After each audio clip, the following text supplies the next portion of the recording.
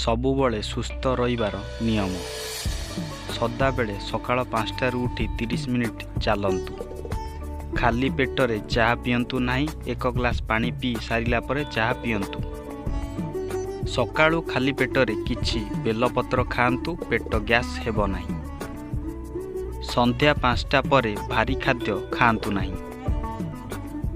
ନିଶ୍ୱାସ ସବୁବେଳେ ନାକପଟେ ନିଅନ୍ତୁ, ପାଟିପଟେ ନିଅନ୍ତୁ ନାହିଁ।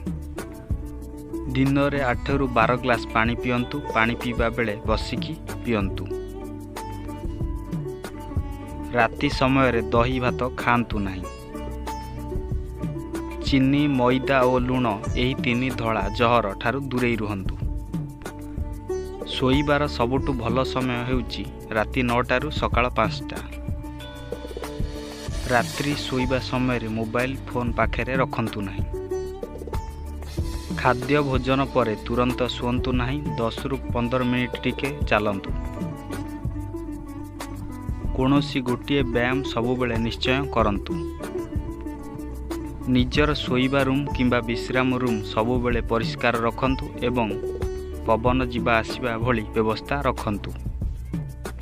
ରାତିରେ ଶୋଇବା ପୂର୍ବରୁ ଠାକୁରଙ୍କୁ ମୁଣ୍ଡିଆ ମାରିକି ଶୁଅନ୍ତୁ।